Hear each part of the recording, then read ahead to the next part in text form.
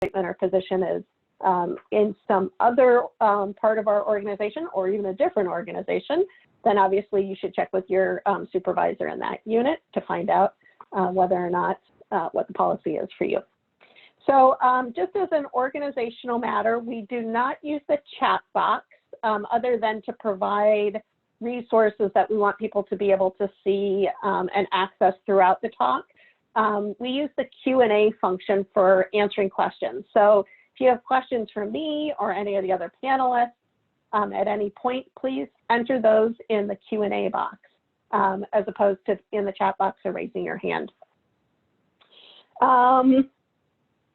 Okay, so, and then the other organizational thing I wanted to mention is that we had gotten some feedback that people would prefer for the webinar to only be an hour instead of an hour and a half.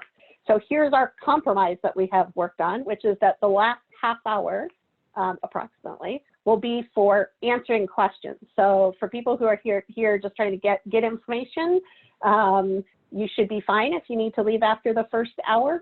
But for those of you who want to ask questions, have more of a dialogue, you're welcome to stay on board for the full hour and a half.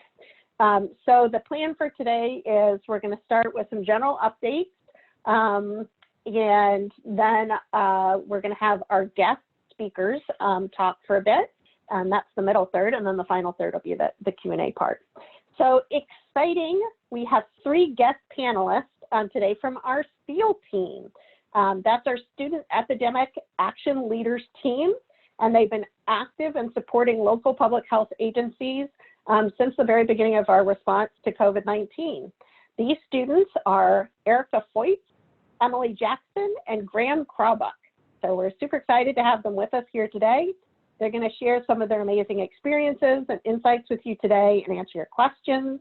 And Janet Basement, who leads the SEALs team and is a professor of epidemiology and associate dean for public health practice, will introduce both the SEALs team and the specific SEALs that are with us today a little bit later.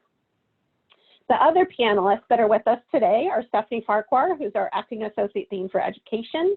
She's also a clinical professor in health services and in DEOHS, and Lisa Manhart, who's our associate dean for research and also professor of epidemiology. So a couple of general updates before we get into the SEALs presentation. So first of all, it is Earth Day today. So happy Earth Day, everyone. It has been 50 years, believe it or not, since the very first Earth Day, which has a local connection, as some of you may know. So Earth Day actually began in Seattle on this day in 1970 here at the University of Washington and at the Seattle Center. It was coordinated by Dennis Hayes, who helped to transform it into a national movement that's since led to the passage of important environmental legislation, including the Clean Air and Clean Water Act. So woo! Dennis has also been a strong supporter and friend of the schools over the years, so we give him a particular shout out on this day. I also want to give a shout out to all of our students, faculty, and staff who work on important issues that connect a clean environment to our health and well-being. It's such a huge part of our mission here at the School of Public Health. One irony of the pandemic is that due to the lack of travel and stoppage of most industries, the Earth is actually much cleaner at this moment than it has been in a while. And in some cities with heavy air pollution, residents can see blue skies and nearby mountains for the first time in years.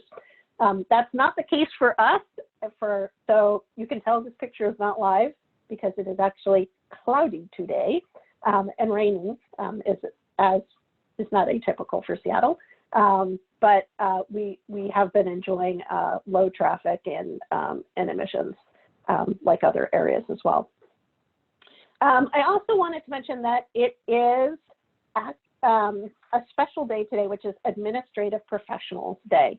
And these are the folks in our school who do a huge amount of work and don't usually get acknowledged. So I want to take a moment to thank all of them for the hard work that they do. Each year, so you should have gotten an email from me about this, and I hope you prompt you to sort of reach out to some of the administrative professionals that make your life easier. Each year, I try and sort of give one group a special shout out. Last year, it was our awesome student affairs staff. This year, appropriately, I am giving special shout out to our IT staff. And Sean Hogan is here with us today. And, you know, we need you guys every day.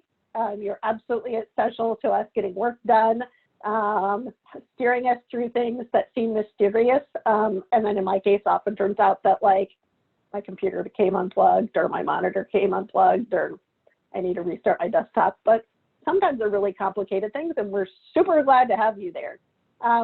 During the pandemic, I think we can all agree that it was our IT staff who from the very beginning were out there surveying what people's needs were, helping us build up our capacity, holding our hands through learning how to do Zoom, still holding our hands sometimes through learning how to manage with Zoom and other things, helping us get ready to teach online and learn online. So we're grateful to you every day, but we are particularly grateful for everything that you've done to help us keep connected and keep functional during the pandemic. So thanks, guys.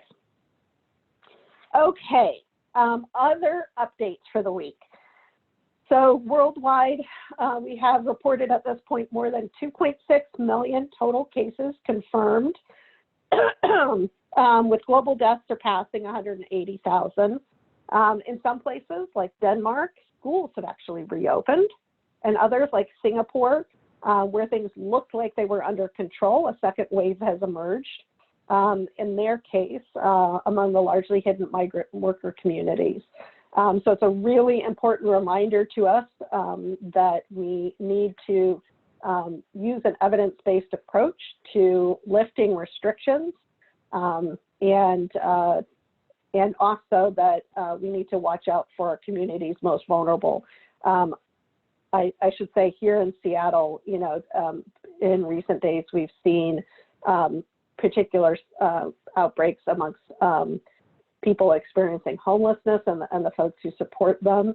And it's just a constant reminder that this epidemic is reinforcing existing inequities that we have in our society, and really something that we need to watch out for. Okay, so there are also fears that COVID-19 could wreak havoc in many African countries where health systems are not as well developed as they are here. And as WHO's Director General said this week, it's, you know, on a global level, the worst is yet to come. Nationally, we now have more than 820,000 cases and more than 40,000 deaths. According to the modeling by the Institute for Health Metrics and Evaluation, we think that the peak in daily deaths for the United States occurred on April 15th, 1 week ago. That model is now projecting about 66,000 total deaths in the United States by August 4th.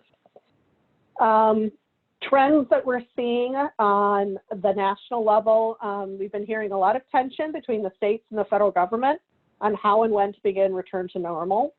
The White House issued last week a reopening plan, but also made clear that states could make their own decisions about when to reopen. And that makes sense because, as we all know, protecting the public health and safety is a right that's reserved to the states.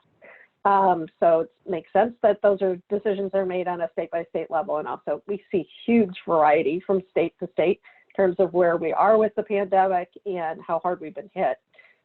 So no big surprise that those decisions are ones that are being made locally. After sporadic protests across the country demanding, in some cases, an end to restrictions on activities, Florida reopened their beaches and bowling alleys, and small businesses are scheduled to be back in business in Georgia this week. But there's also been a surge of cases across the Midwest, especially workplace clusters, such as one in a meatpacking plant.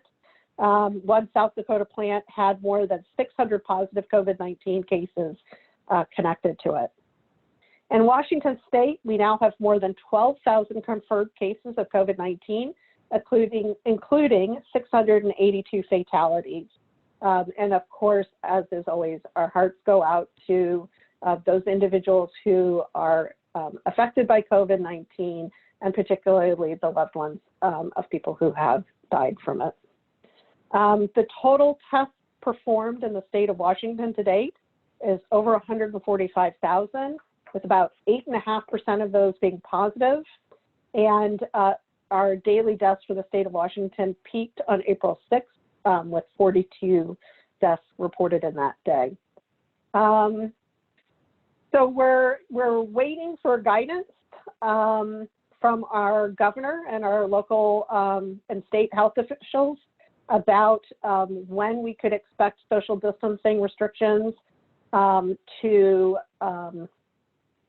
be relaxed. The governor spoke last night and said that we should view those restrictions as a dial, not a switch, and expect things slowly to be dialed back, probably starting with a couple of things on May 4th, but that those restrictions would be lifted slowly. And then we'd be monitoring to see how we were doing in terms of keeping cases under control and being prepared to sort of move the dial back up if necessary. In order to be able to do that, we need to have really good testing capacity. The governor called out last night that he'd like to have about 4 to 5 times, or actually 5 to 6 times the testing capacity that we currently have. And also that the state is mobilizing to increase the number of people who are trained to do case contact tracing. Some interesting news.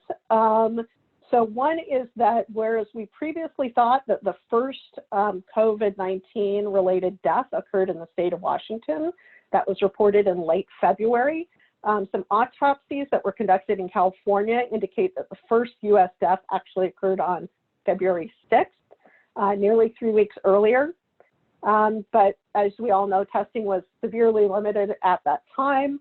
But it does really suggest that the virus has been circulating in communities in the United States much earlier than was previously thought. As I mentioned, Governor Inslee yesterday started outlining his plan to return to normal or closer to normal, a plan that could see activities starting up, some activities starting up sooner than others. The ones that he specifically called out as probably being the first things that would be allowed are elective surgeries, phasing that back in, residential construction work, which is important to our economy, and outdoor activities. But he also indicated that many of the current restrictions are likely to stay in place well after May 4th, which is when the current Stay Home, Stay Healthy order expires.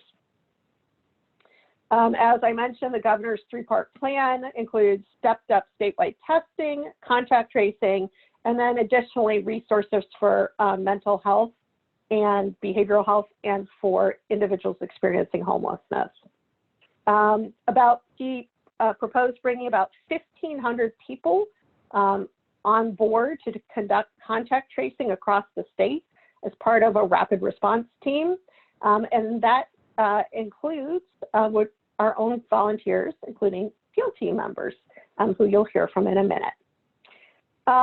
Some updates or just reminders, because we've talked about them a little bit before, from the school and the university. We are in a period of restricted hiring, both for faculty and for staff. We will be, Jared Bateman and I will be sending out a more detailed email to faculty and staff to provide you with details about that either later this week or the beginning of next week. And then also just a confirmation that we are doing our graduation virtually this year, but it's gonna be awesome. It is scheduled for Sunday, June 14th at 11 a.m. And we have a graduation website where we will continue to push out the details on that. And we will be pushing out an all-school announcement with more information as well. Also, I want to remind everyone that we have an all-school strategic planning session by Zoom on Monday this coming week from noon to 2.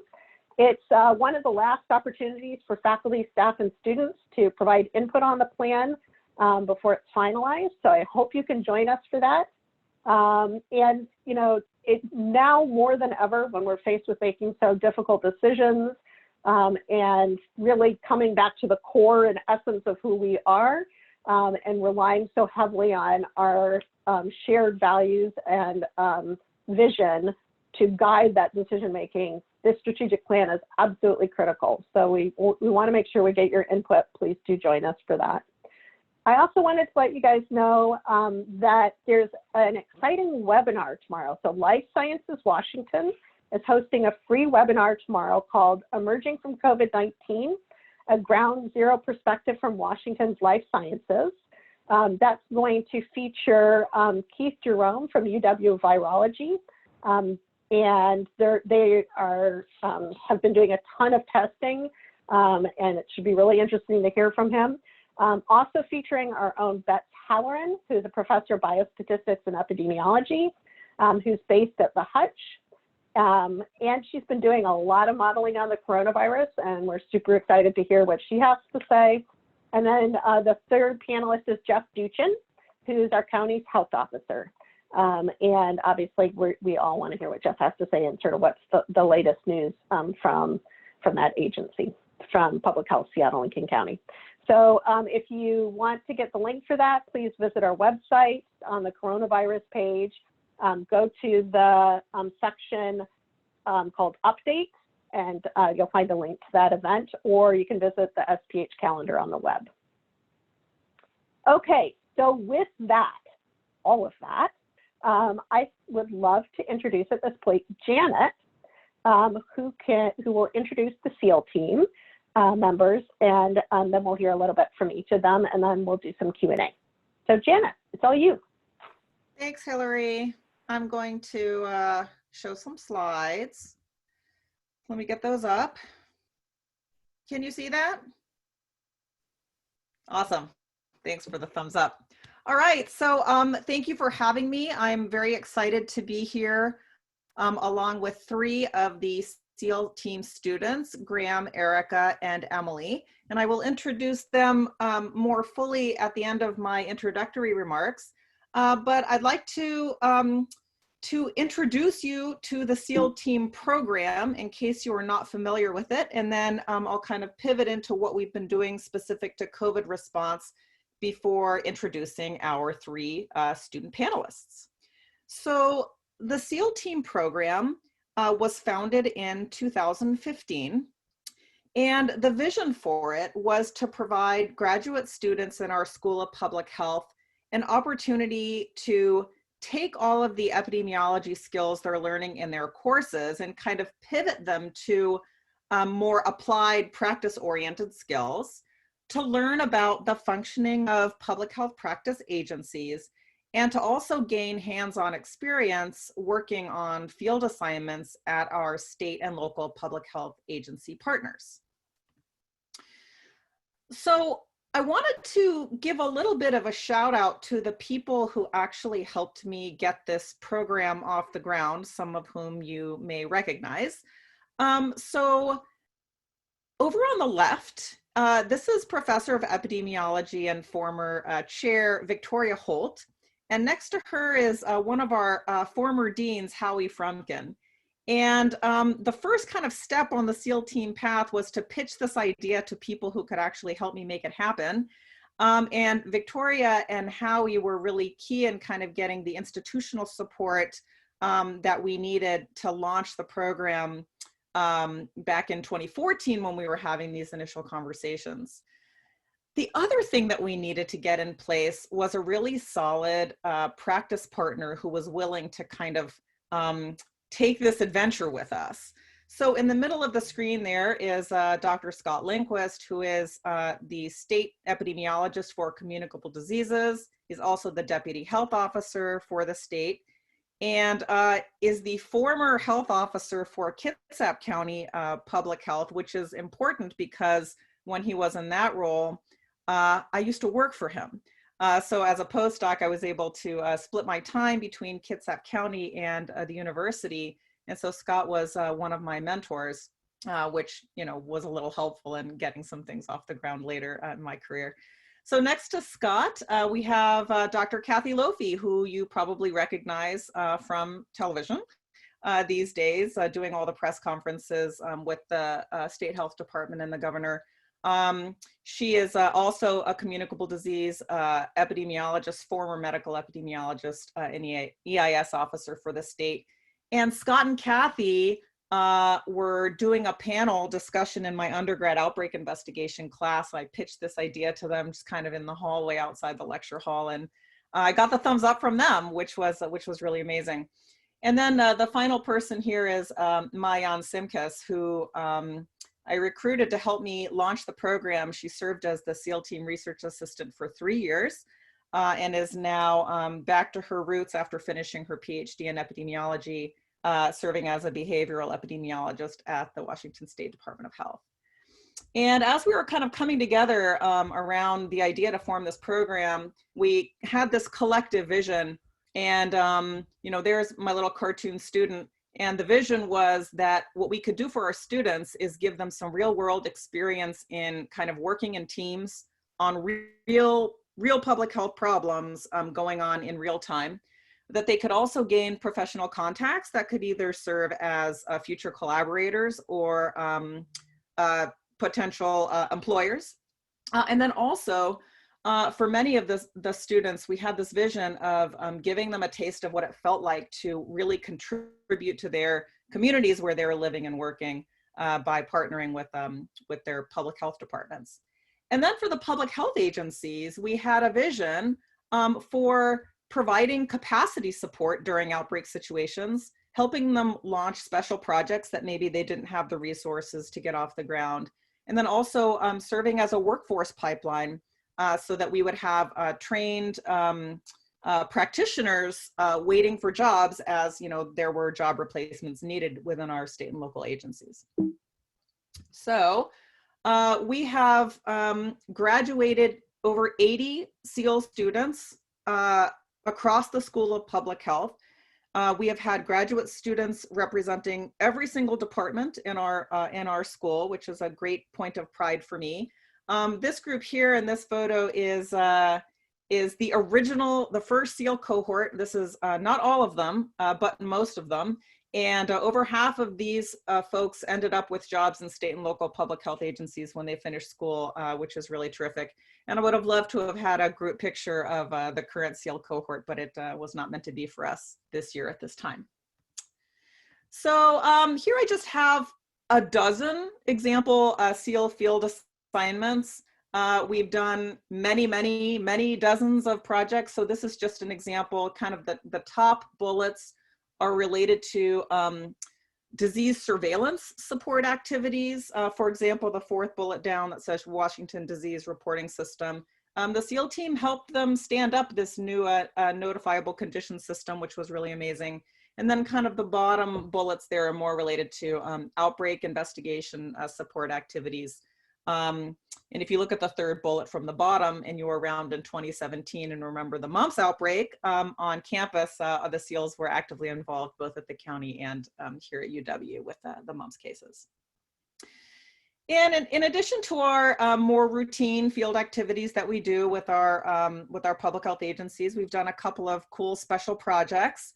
The first in the panel on the left here is that for the last couple of summers, we've done like a scaffolded mentorship internship with the public health global health students, where we've recruited undergraduate students in our public health global health major to be mentored by the SEALs in doing work related to foodborne outbreaks. And this picture, we have SEAL students, Steph and Nick, and then with their mentees at the health department when they were giving their presentations to the folks at the health department. And then on the right, it's showing a field epidemiology training program exchange that the SEAL team did with the FETP in Zimbabwe, where we had a couple of our SEAL students spend 6 weeks in Harare working on a malaria surveillance project while we invited a couple of the Zimbabwean FETP trainees to Washington to be placed at the Washington State Department of Health, and they worked on a tuberculosis project. So that was very, very cool. And if you wanted to read more about the SEAL team, Mayan and I and 3 of our state health department colleagues wrote a paper for Public Health Reports. It came out in 2018 about the first 2 years of the SEAL team program. And I was looking at the abstract again before this presentation, and I just wanted to highlight this line here where we indicate that the point of the team was envisioned as our attempt to contribute to real-time needs of public health agencies during a communicable disease event and or preparedness event. So that is my setup to the communicable disease event and or preparedness event of our lifetimes and how the SEAL team has been involved. So what I thought I would do is do a quick little timeline of how things have unfolded for the SEALs using the epi curve of Washington cases as our guide. So this first arrow, January 31st, that was the day that the president announced the travel restrictions from China. That was a Friday, and that was the first call I got from one of the epidemiologists at the state that said, I think we're gonna need some help, specifically at the public health lab, because things are gonna move very quickly, so just a heads up. That same weekend, there were emails going around with the county as well, and they were requesting epidemiology kind of data support for some of the upcoming symptom monitoring activities that they knew were going to be instated. And so our first field assignment for the SEALs was related to that symptom watch phase and helping out with the early stages of case and contact investigation. Although these are arrows, these field assignments went on for durations of time, but this is when we started at the county.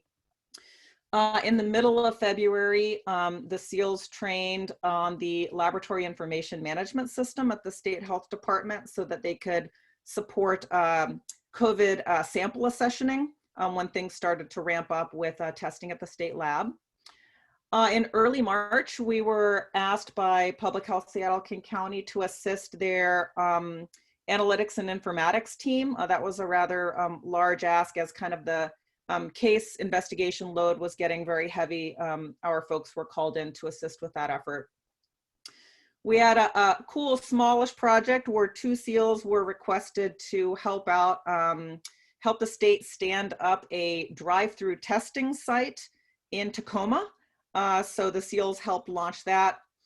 As the case investigation work at King County transitioned to the state health department, the SEALs transitioned to the state with that work in order to help support those activities as they were trying to stand up electronic systems to help. And then we have now, and there's a lot being planned right now because we're entering a new phase, I think, as everybody is aware.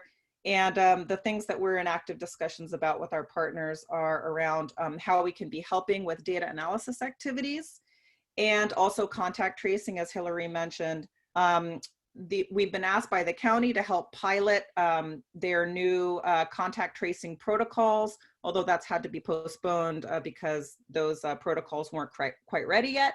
And then the SEALs are about to start partnering actively with the Northwest Center for Public Health Practice, Betty Beckmeyer's group, who you heard about last week on this webinar, to develop a training in contact tracing based on the SEAL curriculum in order to help train up this new group of contact tracers that public health is really going to need. So with that, I want to say thank you to all the SEALs who have been amazing in their support of our state and local public health agencies. Here are some pictures of them at work, and I'm going to stop my share here. And that is my little introduction.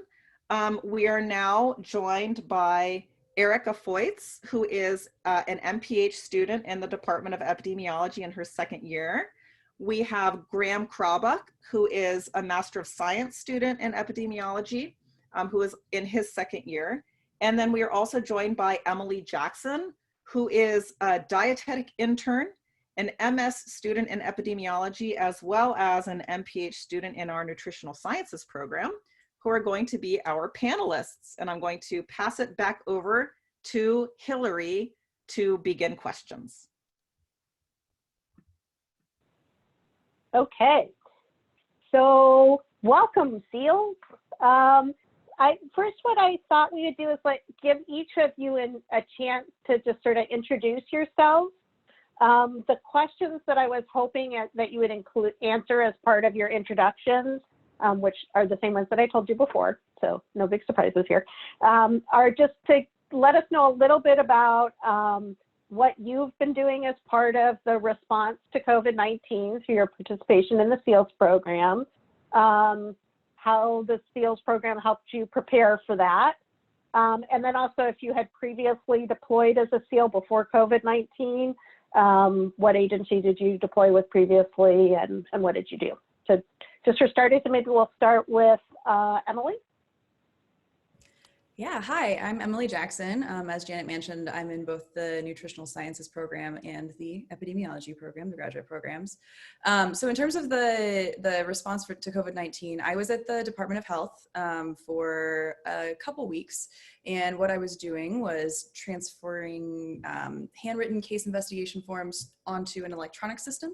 And so every single case, all 12,000 of those cases that have been confirmed, someone had to contact them individually and gather more information. And for a good portion of time, the majority of that information was gathered manually. And they've now since transferred to an electronic system. But in the meantime, there was a lot of, basically a backlog of case investigation forms that needed to be uploaded online. So the timeline was really interesting. I started the SEAL team like this quarter, or I guess the past quarter. And as the pandemic was unfolding, I was receiving all of the SEAL training, which was really fantastic. So Janet would talk about like how the process would go in terms of what would happen if there were a pandemic, and then suddenly there's a pandemic, and every single step of the way she was like highlighting what would happen, and then it was happening, and it was amazing. It was really fascinating. And then immediately after we're finished with our training in the first quarter, we're like offered this opportunity to go do the case investigation report and tracking stuff, and that was very exciting. So it was really fun to have like the preparation as it was happening, and then immediately be like deployed into a very, very unique setting. And I had never been deployed as a SEAL before, so this was brand new, and it was really fun. It was awesome. It was very humbling.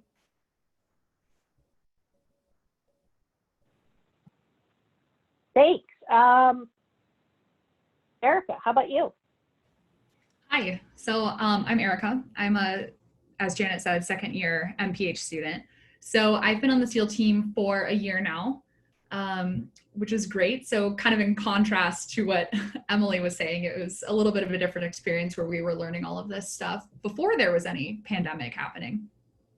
So definitely made things a little bit different. But what I was doing on COVID is I was working at Public Health Seattle and King County at their downtown office, kind of similarly working on case tracing kind of stuff. And we had a lot of handwritten case notes, specifically from phone calls with contacts of cases or with cases themselves, from their conversations with the public health nurses. And I did a lot of inputting of that data and kind of just served as an extra pair of hands to do anything somebody told me to do, which was very useful and a really cool learning experience at the same time. So the SEAL program was insanely helpful preparing. Like, I don't think I would have been as near as helpful as I was had I not like gone through all the preparation with Janet and with the SEAL team.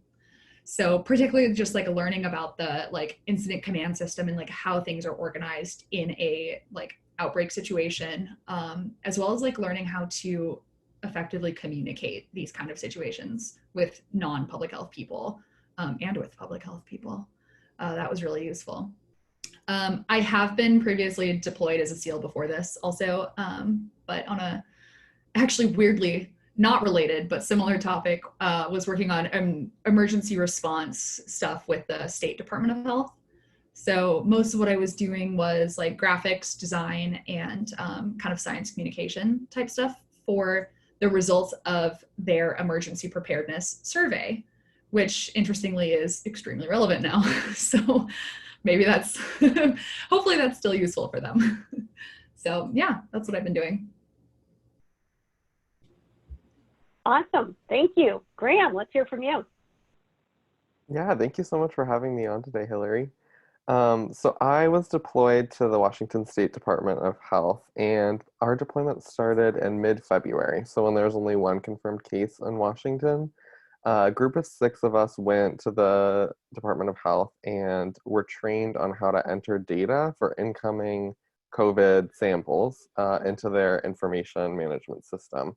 So we were going through kind of the paperwork that nurses and doctors will fill out when they do a nasal or an oral swab, and inputting that into the system and making sure that all the fields checked out.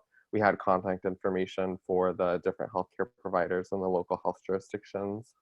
Yeah, and so I found that the class was really helpful, or the classes that I've taken as part of SEAL team were helpful, just to know how a lab fit into an outbreak response and to know the role that we were playing in this like huge, pandemic response, this massive picture of what's happening.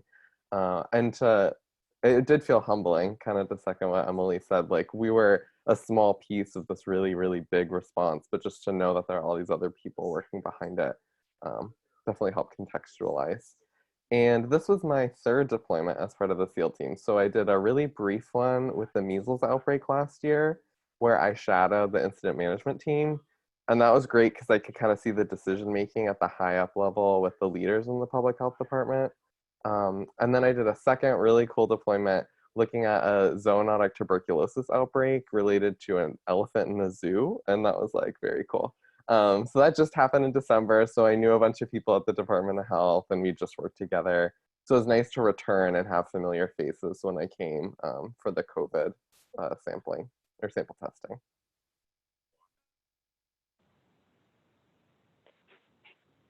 Thank you so much, guys, for sharing all of that. Okay, I'm going to prompt our audience. I will get to the general questions when after the SEAL team group is finished. But if you have specific questions for the SEALs team, if you could please post them at this point up on the Q&A, that would be awesome. And if you want to direct them to a specific SEAL, you can put their name, but if not, you can just say SEALs, colon. While we're waiting for people to put stuff up there, yeah, I just want to say, Graham, I remember back when this was first breaking, Kathy Lofi saying that she was worried that, the LIMS system for the lab was going to be one of the sort of bottlenecks for us in terms of a state responding. And so I was so excited to hear that you guys were deployed to help out with that. And people who haven't been following all the minutia of what's been going on with this may not realize, but Washington State was one of the first state public health labs to actually start doing testing outside of the CDC. And we needed to do testing because literally that capacity came online just as we started to have the community transmitted cases being identified. So having you guys deployed was really critical. It came at a really important point and really laid the foundation for the ramp up of testing that's been so critical in terms of Washington State being able to respond and flatten the curve. So really appreciate it. Appreciate what all of you guys have been doing. Okay, well, we're waiting for questions from the audience for the SEALs. Question that for each of you can sort of go in turn. Was there things you didn't feel well prepared for or that you were surprised by? I can jump in here and just say one of the things that I was, I guess, not really overly surprised by, but I guess wasn't super prepared for was just how to actually be helpful in a highly emotional crisis setting. And I guess that's not really something anybody can prepare you for. You just kind of have to jump in and figure it out. But I think like that was the biggest learning experience for me, is given my like limited set of skills, like what can I actually do to be helpful while everybody else is losing their minds?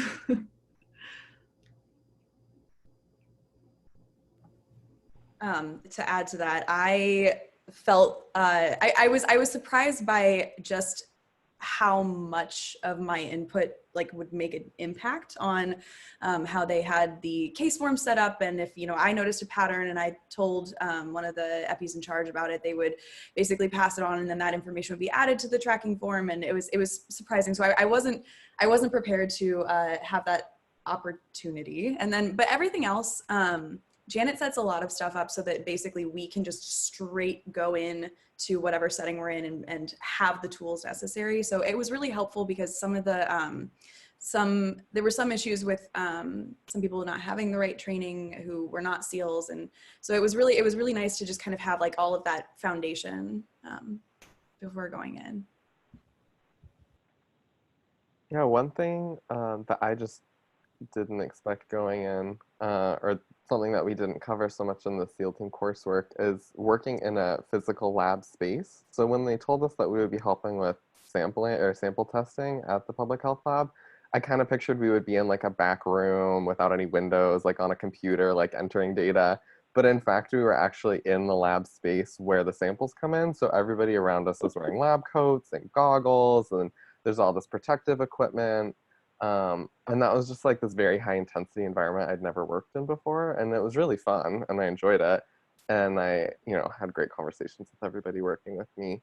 But it's just not something that as an epidemiologist, I thought I would ever be doing, was working in a lab space like that.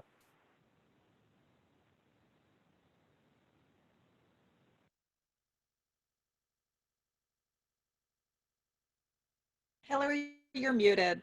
Sorry, yeah. I thought I was unmuting, but instead I muted myself. We have a question from Monet, who asked, Fields, what made you choose the UW School of Public Health for your degree? And what do you plan to do next?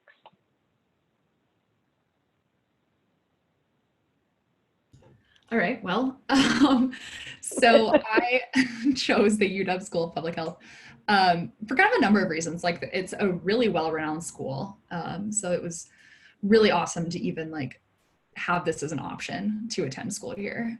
So that was one of the primary reasons. I'm also from Seattle, so it was kind of an easy decision to just stay here where we have a great program. And then what do I hope to do when I graduate is kind of echoing Janet and some of the past SEALs, is I want to work in public health practice. So I'm hoping to work for the, the state or local public health departments. Because it feels more tactical to me to do something like that. So I'm looking forward to it. Hopefully somebody's still hiring right now.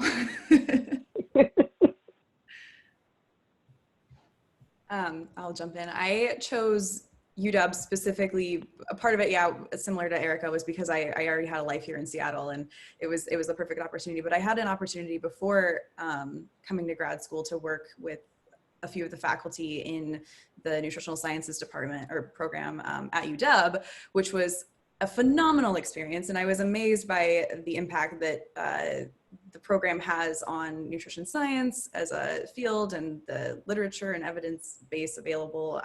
So the research, which is what I want to do, was really strong, and you really cannot beat, I mean, I know it's cloudy today, but you can't beat Seattle.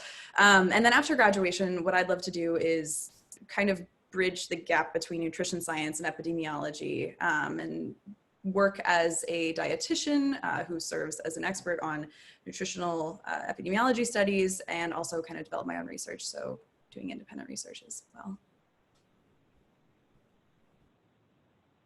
So one of the reasons why I chose to come to UW to study epidemiology is because it had the SEAL team. I was really interested in getting more experience in practice. Like a lot of people entering grad school, I had experience in research. I'd been working as a research assistant, but I had no experience working for our public health department. I didn't even really know what that looked like or how epidemiologists fit into all of it. And so I wanted to have the opportunity to, as part of my epidemiologic training, go into applied epi and kind of see what it's like. Yeah, and then another reason why I chose UW was there's a really large focus on equity, diversity, and inclusion in our department. And we have a very open, easy to talk to committee in our department. And so I talked to the chair of that committee and a few students who were on it. And so I just decided that that was something I was really interested in grad school. I wanted to look at equity and health equity in my studies. So that was another reason why I decided to come here. And after graduation, I also want to go into public health practice, hopefully with a local or state health department here in the Seattle area. That's my goal. I'm originally from a small town in Washington, so I would like to stay here and work in my local community, continue here in Washington for sure. That's great. Okay, we have another question. This is one that's from Liz. She says, SEALs, how has your experience working with the health department influenced your plans, if at all, or hopes for what you want to do professionally when you're finished with your studies?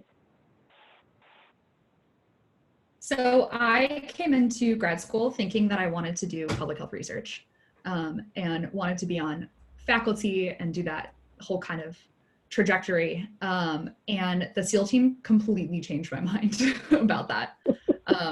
Like Graham was saying, my background is all in research. So it like made sense to me to just kind of continue that process. But joining the SEAL team like really helped me decide that like I do want to work in this kind of environment in public health practice. Yeah, and so having that hands-on experience was really, really important.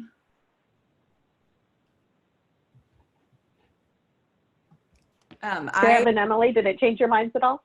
I think it actually solidified what I want to do, because having a chance to basically make an impact within the public health sphere with epidemiology, while it's not completely related to nutrition science, it's still solidified that I'm interested in doing more research, I guess, contrary to what Erika and Graham were talking about, because I think that developing the tools necessary to perform these like field practice, I guess, administering tests and things along those lines, I think that you have to have good tools necessary, or good tools in order to complete those tasks. And that was something I'm really interested in. And I saw the SEAL team as an opportunity to get experience in practice and to explore public health practice, which I was really excited about. The nice thing about the SEAL team is that it's 2 quarters of classes and then you do 1 field placement. And if you are kind of done at that point and you have done a field placement and you'd like to not do another one, you don't have to. You also don't have to take the first deployment that's offered. You know, it's whatever fits your schedule. It's whatever you want to do. So lucky for me, I could do multiple and I could keep going. And with COVID, you know, we have the opportunity, because I'm a SEAL from last year, to continue doing deployments now. And I've loved that. And it's really helped solidify kind of, yep, like practice is something I want to keep doing. It's definitely what I want to do after graduation. And like Emily, I'm looking at ways that you can incorporate research into practice. And, you know, I feel like we kind of dichotomize it as like practice or research, but it's really important to look at both of them together. Yeah, and that's something that I want to keep doing with my career. And I can see Janet's laughing because that's what she's done with her career. Yeah, and I look up to Janet. I'd like to do something like she's doing now.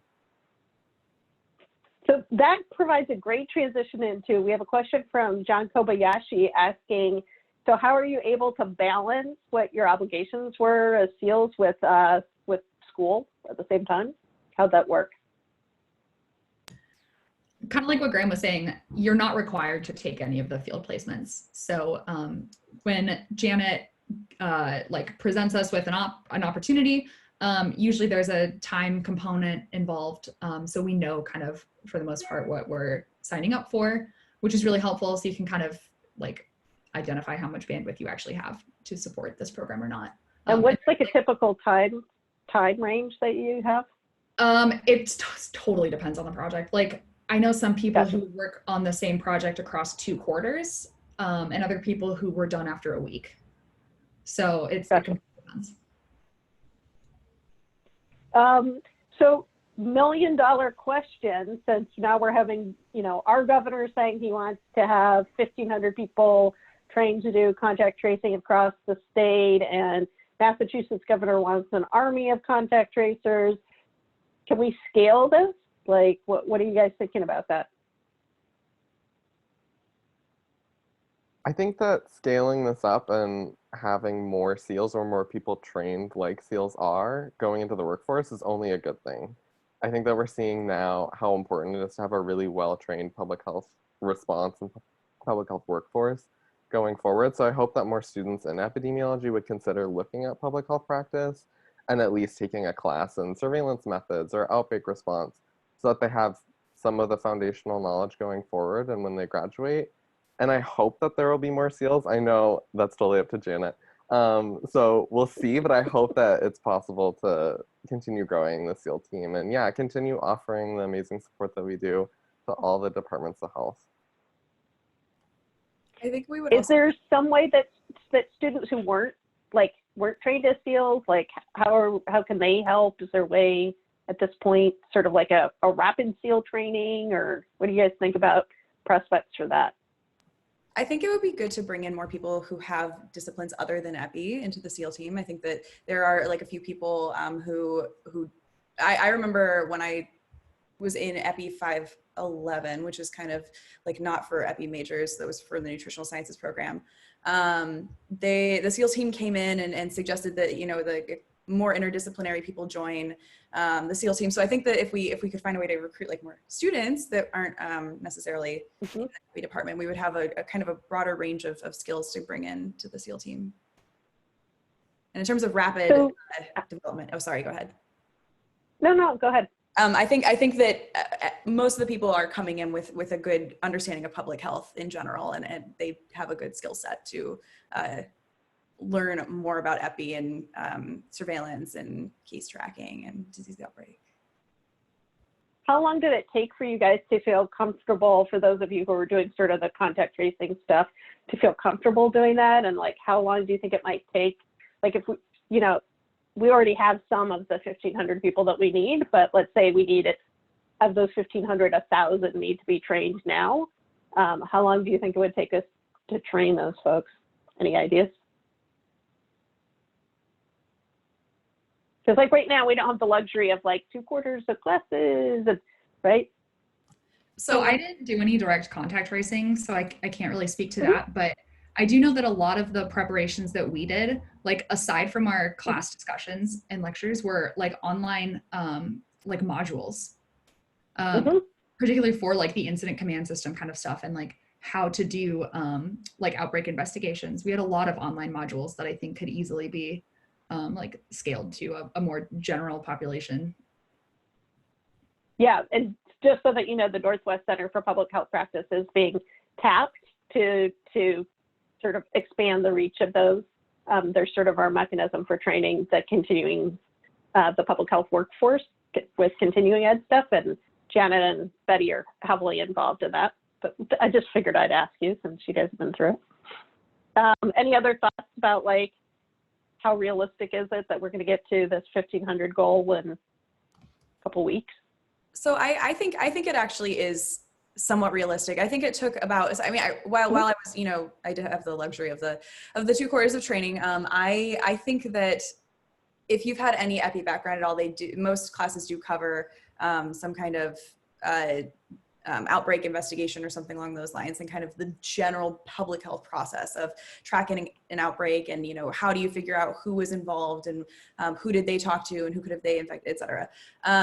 But the like using the online trainings would be very beneficial. And then it took me like a day to be comfortable with transferring the handwritten investigation papers onto an electronic system, and the electronic system that Washington State uses, the disease reporting system. It's very intuitive, very quick and easy to use, and the people who work at the Department of Health are very, very good at explaining what you need to do. So because there are so many wonderful mentors that you run into throughout the process of going through the Department of Health or through Seattle Public Health, King County Public Health, I think that it would be feasible for sure. Yeah, so we got one of our viewers, participants, wanted just like a brief overview of what does contact tracing look like? Like who are you contacting? What's going on? Not you individually, but like the process. Do you want me to answer that? Erika, you're muted. Sorry. Yeah, you can answer it if you want to. No, Erika, you do it. Erika, go for it. You go for it. Okay, so it's contact tracing is if somebody is a case, they've been lab confirmed with COVID, public health will interview them to ask like who they've been in contact with while they were symptomatic or infectious. So usually it's like people that live in their house, the people that they work closely with, people they sat next to on an airplane, that kind of stuff. And then they'll reach out to those people separately and monitor them for symptoms or have them self-monitor for symptoms and report back so that we can kind of have like a network going of who we know has this disease, who we suspect has this disease, and who we're keeping track of to see whether they have symptoms because they have an exposure. Janet, you can jump in if I'm missing anything. No, that was awesome, Erika. So one thing that's been kind of interesting at the University of Washington is the contact tracing for the university community, because we shifted to online teaching and also telecommuting before the outbreak really got a huge amount of momentum. Most of the cases that we're seeing, those people like haven't been physically at work or in contact with people at work. So we're not seeing a lot of you know, spread within our community. We're seeing sort of like people getting it from, you know, outside stuff. But how, like with the case contact, like for COVID, how many people do you typically see, like as when you're following up with people, that the people that you're following up with end up getting sick? You guys are probably seeing little pieces of the puzzle, so you may not know. Janet? It just depends on so many things, you know, like the ones Yeah. that we hear a lot about are like the super spreaders who like, you know, have these like large number of contacts and then like a ton of them get sick. And then, you know, we hear about like, you know, a household transmission that, you know, like half the family dies. I mean, you know, those are the stories we're hearing. I think it's just like so variable. It's a hard question to answer. Okay, I'm scanning for the SEAL questions. An anonymous attendee would like to know, Janet, whether you're going to offer SEAL training in the fall so that more students can join. Okay, so students sign up for the SEAL team in the fall in order to do training in the winter. So I would say that, well, you know, if the question, so I offered to do a training for like an emergency training to get people up to speed. I told the health departments, like, if you want me to train more people, and they were like, at the beginning, they were like, no, we just want the SEALs.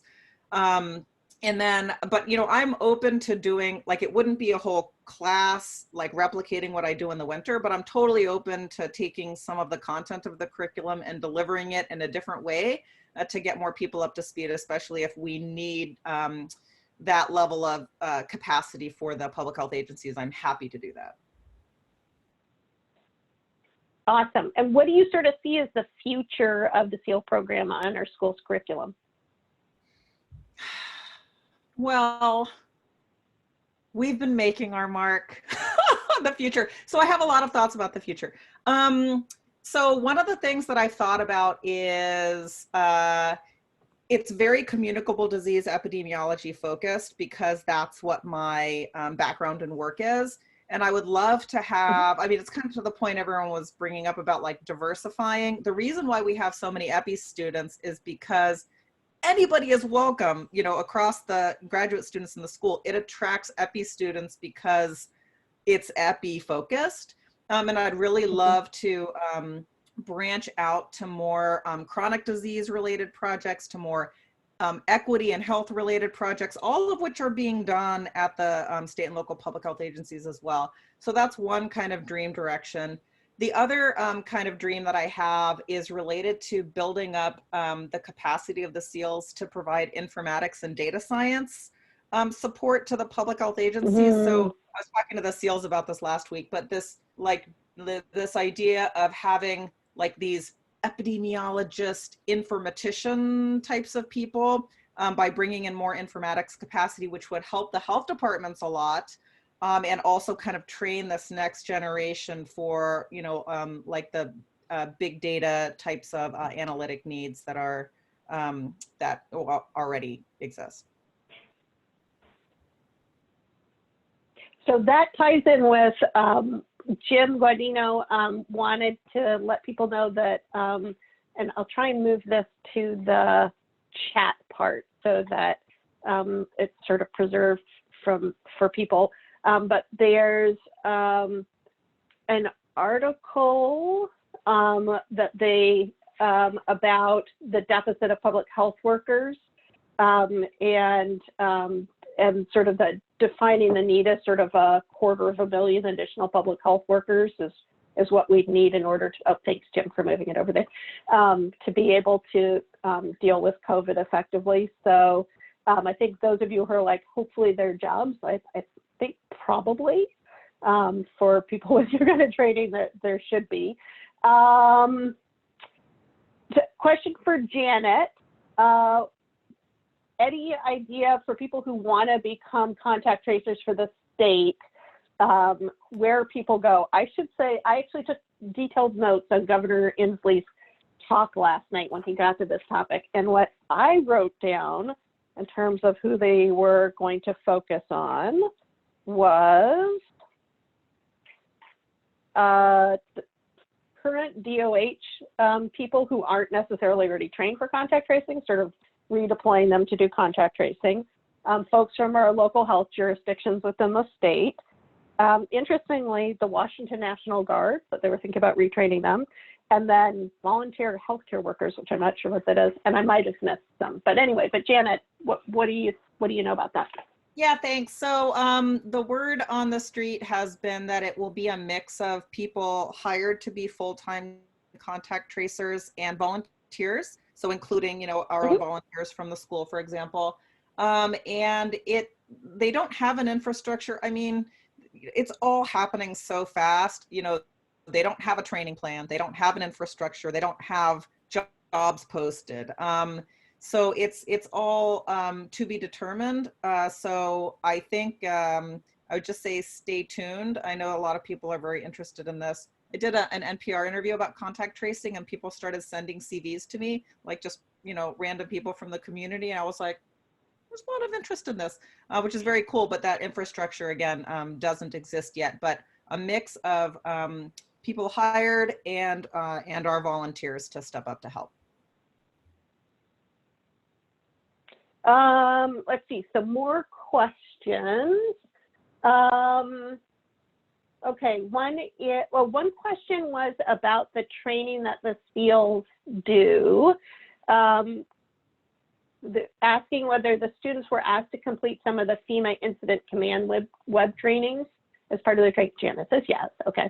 And then another question saying, so back in the day when the CDC had preparedness funding and we had preparedness centers, several different schools of public health across the country received funding for training that's kind of like the SEALs, but that funding went away. In the meantime, how has the SEALs program at UW been funded? So the program was seed funded by Howie Frumpkin, that prior dean that I showed you a picture of. And then basically it's like, I call it a program because it is a program, but it's basically me and the SEAL team research assistant who kind of runs the program. That's basically just like, you know, a little bit of my time and then Ann Massey's time, and that is supported by the Department of Epidemiology, because when I created the program, I said to Victoria, the chair at the time, I will never, ever, ever be able to run this program by myself. And she was like, I understand. So, you know, we kind of just had this this deal. And I mean, you know, your question is awesome. And I hope that one of the, you know, if anything good comes out of all of this, that that the feds will realize that kind of, you know, skimping on preparedness investments is really not a good idea. And I do hope that, we'll be able to get some future funds to kind of talk about some of the expansions of the SEAL team that we've been talking about, because we were also a preparedness and emergency response research center. And, I used to like lead projects in that area for domestic focused preparedness. So both from a training standpoint and from a research standpoint, it'd be really terrific to have some of those investments come back. Thanks for that question.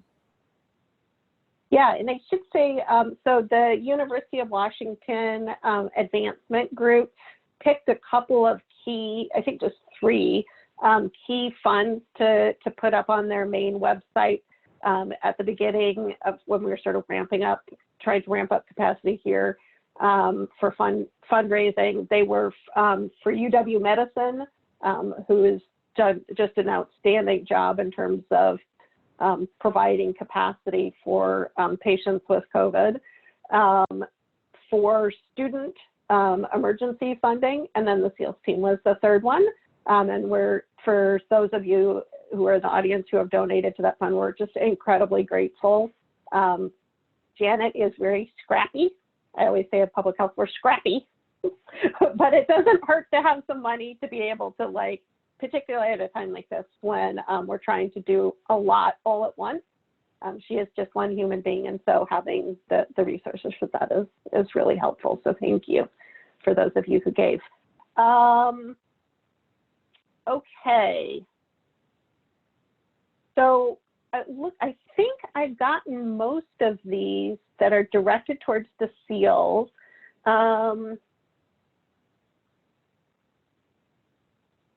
Another one from Jim saying, please discuss lessons learned, especially looking back, any additional training by either the University of Washington or the local health department. So I'll put this to the SEALs, each of you to sort of say, like, hindsight being 2020, is there some additional training that you wished you had gotten either on our side or from the local health department, or that you wish was more broadly available to our students?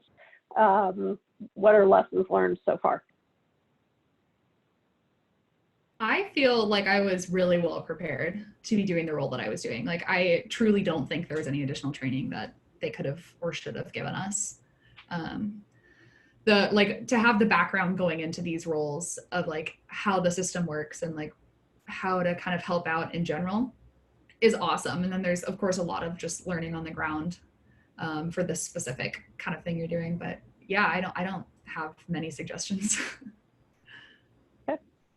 I'm in the same boat as Erika. I think that the kind of training that Janet gives us access to is very robust and really helps prepare us for what we're going into. She sets up a ton of the online modules and things like that that made it a lot easier to basically just go in and know what we're doing. And that was really nice. Yeah, the only thing I might add is it was just so different being in a lab setting, and I kind of wished I had more exposure to that. And I don't know if that's something for the SEAL team, but maybe just for me in my life. And it was really cool to learn about the lab while on the job, though, and see all these different people working in like radiation chemistry and, testing for rabies and testing for syphilis and all these different diseases. And they're all under one roof. And so it was just educational for me to see like how big public health is and how many different roles there are within it. Yeah, I agree. Before COVID broke, I'm trying to remember when this was, everything pre-COVID seems like an eternity ago, but this wasn't that long ago. Janet took me on a field trip to go visit the state public health lab up in Shoreline. And I totally agree. Like, I'm actually like a lab junkie. So but I was like, this is the best lab ever. I mean, we have an amazing state health lab, but also just, yeah, it was a really fun trip. And they have a really, great array of different kinds of testing that they do. And it's just super impressive. So yeah, I could see that working there would be super, super fun. Any final words of wisdom before we sort of turn over to the sort of more generic Q&A stuff that we have? Anything you guys want to say? I want to say thank you for inviting us to talk about this. Thank you. It's a pleasure to have you guys here. The program is so cool, and Janet is awesome, and I love that we get to do this. Yeah, thank you so much. And I just say if you're a student and you aren't on the SEAL team, but you want to get involved or want to learn more, definitely look at classes that are related to applied public health, applied epidemiology, and just think about taking one, see if you like it, or applying to the SEAL team for next year. But yeah, thank you so much for having us, Hilary. Yeah, thank you. Yeah, thank you. I agree, echoing what Graham said. If you're not on the SEAL team and you're a student and you're watching this, I encourage you to join and encourage your friends to join as well. Yay, thank you. Thanks so much to the three of you. Janet, you're not quite off the hook. We're going to give the SEALs a round of applause. Yay. Janet, you know, I'm thinking back to that question about how this is impacting our curriculum. And I just want to circle back to our new MPH core curriculum. And, you know, there actually is now a course that's in that core curriculum that is a pretty heavy practice focus. And maybe you could talk just a little bit about that, what that class is going to look like. It's not specifically COVID, but it's a good example of us, the faculty, you guys working super hard to make sure that we have practice represented in that core curriculum. Yeah, so I was on that steering committee, and I think I was the lead for developing that course, but it feels like 1,000,000 years ago, and I'm not teaching the course. So I think I developed the first version of the syllabus, but I can't for the life of me remember exactly what's in it. But it's called Applied Public Health Practice, which, you know, so hopefully that tells you something, and I apologize, I can't remember what the learning objectives are. Yeah, it's too bad the teachers are not here to answer that question. But it's like the MPH degree is a terminal public health practice professional degree.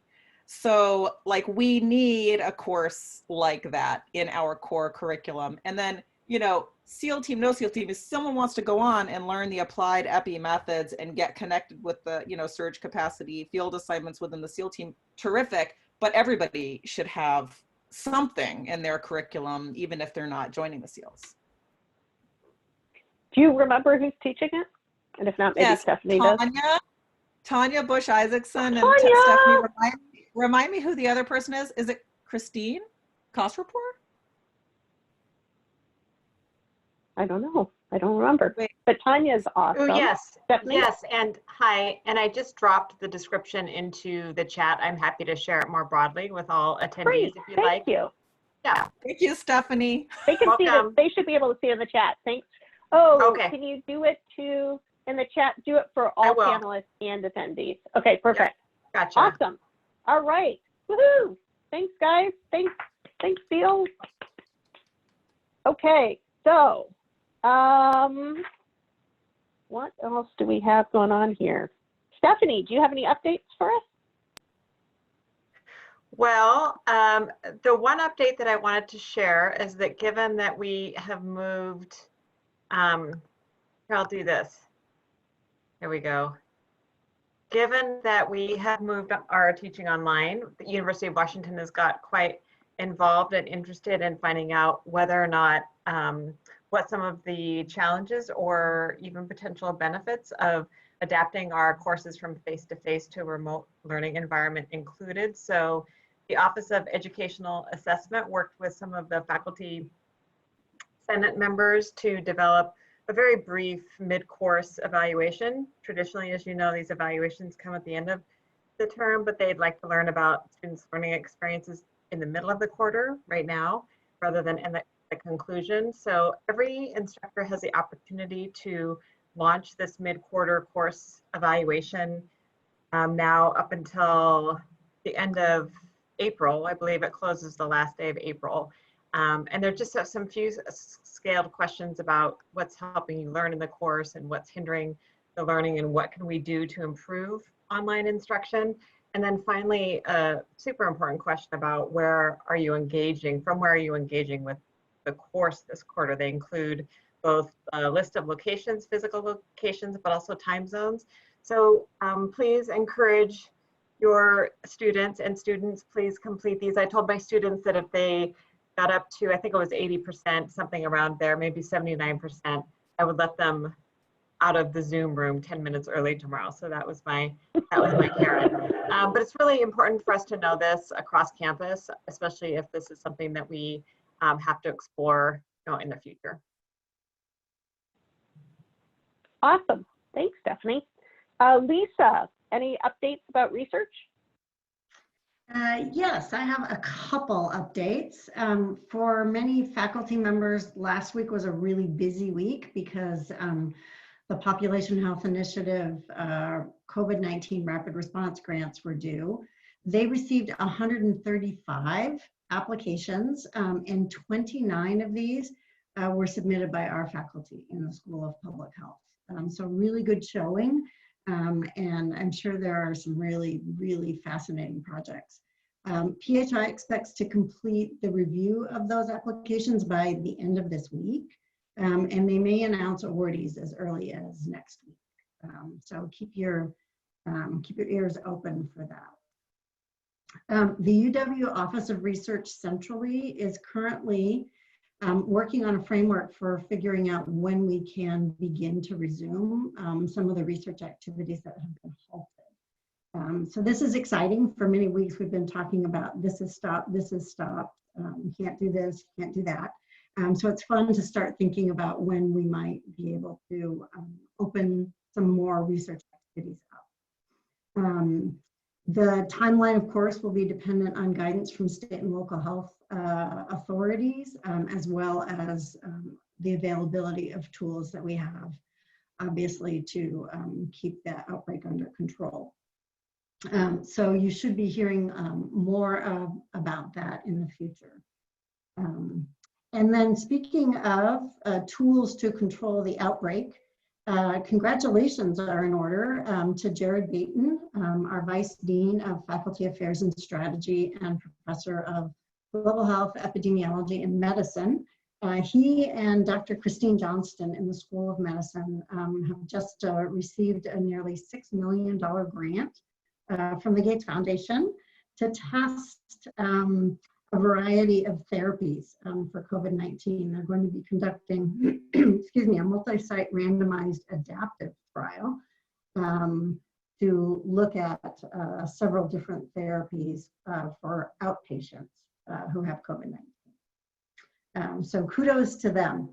That's a super important project, and it'll be great to see what they find.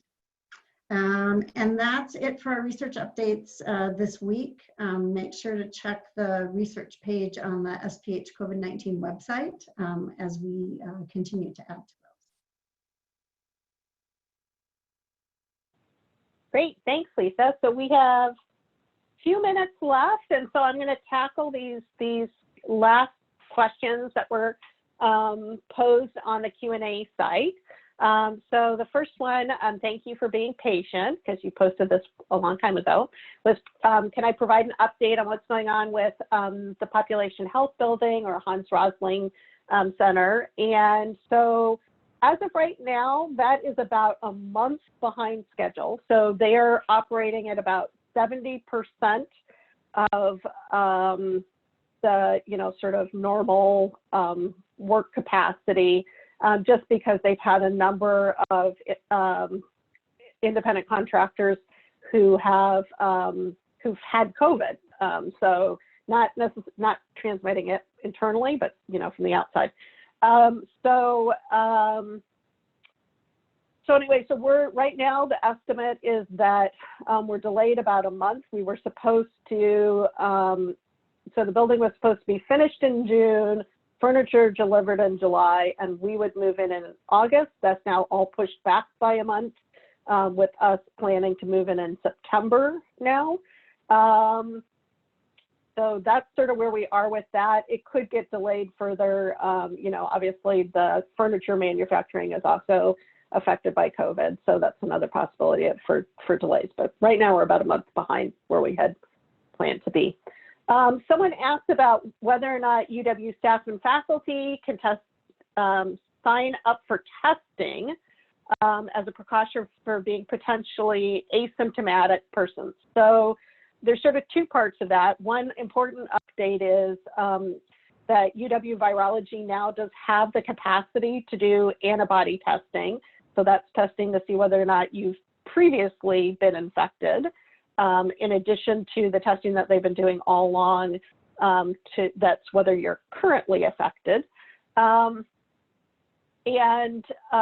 for the antibody testing, my understanding as of this morning was that that still requires a doctor's order, and they're trying to figure out how to prioritize that particular and how to use the results, particularly given that at this point we just don't know, because we don't have the science yet, whether or not individuals who were previously infected are now immune to further infection. And so we're sort of struggling with the, like, what do we do with the information that you were previously infected, and does that enter into our decision making?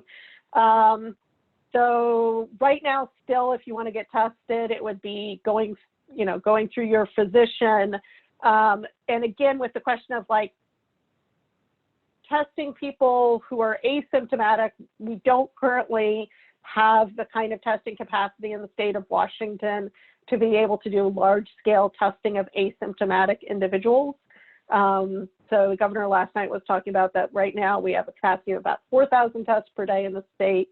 We'd like that to be at 20 or 30,000. That's limited by reagents and PPE at this point, and swabs. So they're working on trying to increase that capacity, but as of right now, I don't know of anyone who's doing wide-scale testing of people who are asymptomatic unless they have a known contact exposure. So question about what talks are going on about coming back to work, and whether it'll be different for people who who've already had the virus. That's what I just mentioned, is at this point we don't know whether those individuals do have immunity, or whether that means that they couldn't be, possible spreaders in the future. We need some more science on that. In terms of coming back to work, the governor has pretty clearly messaged that, and this is in the White House plan as well, that in the early phases, there's going to be protective measures for individuals who are most vulnerable to severe symptoms associated with COVID. And so I think you can expect that going forward. And so it's not going to just be a switch where all of a sudden everyone's back at work. You're going to see this dial of allowing some people to come back to work. It would surprise me very much if it would be requiring people to come back to work, particularly if you meet one of the vulnerability criteria. It probably depends upon what the nature of your job is, whether it can be done remotely. And then finally, okay, so someone's saying, do we know whether people who were sick previously, who test positive in terms of antibody testing, whether they're immune? And the answer is we don't. And we don't know, even if they are immune, we don't know how long they'll be immune for. So it's, that varies a lot from one virus to the next. And we just don't have enough data and don't have enough time at this point to know. But certainly looking at what's going on in some of the countries that are a little farther ahead of us in the epidemic, and hopefully seeing some more science come out of that in the coming weeks and months, will help us have some more science-based guidance on that, on which to make decisions. I think that's it in terms of our questions. We're actually done a little bit early. Thank you, everybody, for participating today. Huge thanks to our awesome SEALs, yay, and Janet for presenting today. It was super fun to hear from the SEALs. Your enthusiasm is infectious. I can see why the folks at the local health departments and the state health department are so excited to have you there. You probably just bring a little ray of sunshine and positive energy along with you, which we could all use these days. So thank you all. Thanks everyone for all the great questions, particularly the questions for the SEALs. Hope you all stay well, stay healthy. Hope that, as the restrictions are getting lifted and the parks are starting to open, that you take the opportunity to enjoy Earth Day, get outside, even in the rain a little bit, or this weekend, when hopefully it won't be raining as much, and enjoy that beautiful Pacific Northwest that we all appreciate so much. So stay home, but get out safely and stay healthy. Bye.